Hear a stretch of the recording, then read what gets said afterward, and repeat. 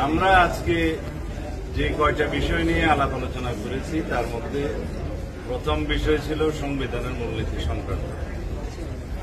দ্বিতীয় বিষয় সাংবিধানিক এবং সংবিধিবদ্ধ প্রতিষ্ঠানের নিয়োগের জন্য একটা কমিটি সংক্রান্ত, আগে যেটা এনসিসি ছিল সেটার একটা নতুন নাম।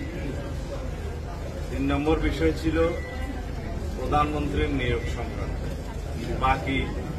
প্রধানমন্ত্রীর মেয়াদ সংক্রান্ত। বাকি বিষয়গুলো এজেন্ডায় থাকলেও আজকে আলোচনা হয়নি। সংবিধানের এবং রাষ্ট্র পরিচালনার মূলনীতি সংক্রান্ত আমি ঐক্য কমিশনের যে কাগজ দিয়েছে সেই ভাষ্যটা পড়ি।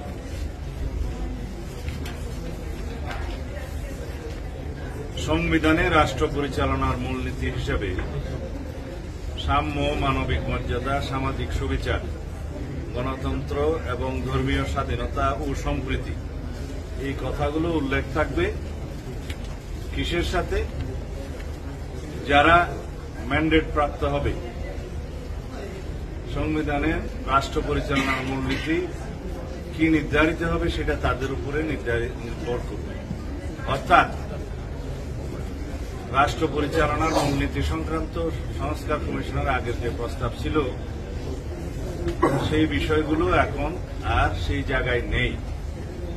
আমরা আমাদের অবস্থান থেকে বলেছি যে আমরা রাষ্ট্র পরিচালনার মূলনীতি অংশে ৫ম সংশোধনীতে যে গৃহীত আর্টিকেলগুলো সেগুলো আমরা বহাল করব এবং সাথে সংস্কার কমিশনের প্রস্তাবিত এই অংশটা, এই বাক্যটা আমরা সংযোজন করব।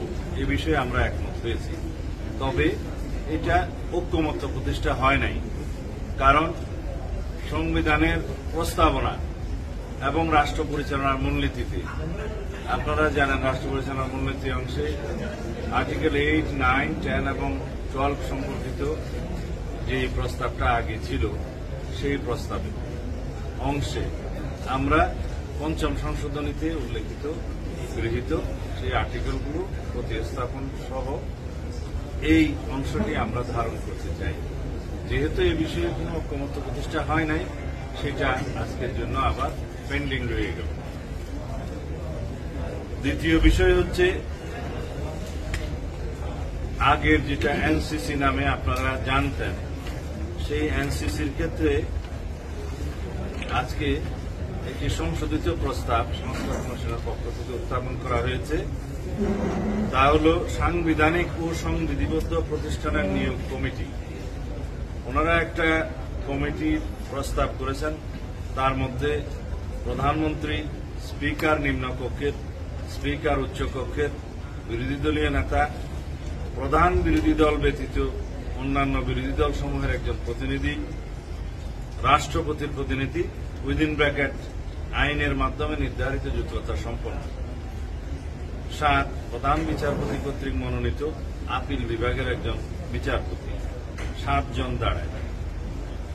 এই কমিটি সাংবিধানিক ও সংবিধিবদ্ধ প্রতিষ্ঠানের নিয়োগ সংক্রান্ত এবং অন্যান্য যে পাওয়ার অ্যান্ড ফাংশন আগে উল্লিখিত ছিল তার মধ্যে 2টা বিষয় ওনারা বাদ দিয়েছেন। সেটা হচ্ছে 3 বাহিনী প্রধান এবং অ্যাটর্নি জেনারেলের নিয়োগ এই কমিটির আওতাভুক্ত থাকবে না। কিন্তু আমাদের কথা হলো এই যে সংবিধানে নতুন একটা বডি বা নতুন একটা কমিটি সংযুক্ত করতে চাচ্ছেন, সেই বিষয়ে আমাদের পরিষ্কার কথা হলো আমরা চাই রাষ্ট্রের সাংবিধানিক প্রতিষ্ঠান এবং সংবিধিবদ্ধ প্রতিষ্ঠানের মধ্যে সবগুলো নয়, আবার সংবিধিবদ্ধ প্রতিষ্ঠানের মধ্যে ওনারা উল্লেখ করেছেন দুর্নীতি দমন কমিশন এবং সাথে আবার মানবাধিকার কমিশনও উল্লেখ করা হয়েছে। স্থানীয় সরকার কমিশন যেটা উল্লেখ করেছে সেটা এখন বিদ্যমান নাই, এটার অস্তিত্ব নাই যদি হয়, এবং আইন দ্বারা নির্ধারিত অন্যান্য নিয়োগ সেটাও উল্লেখ করেছে। এই বিষয়গুলোতে, এই কমিটিগুলোতে, এই প্রতিষ্ঠানগুলোতে নিয়োগের জন্য এই কমিটি দ্বারা প্রেসক্রাইব করেছে।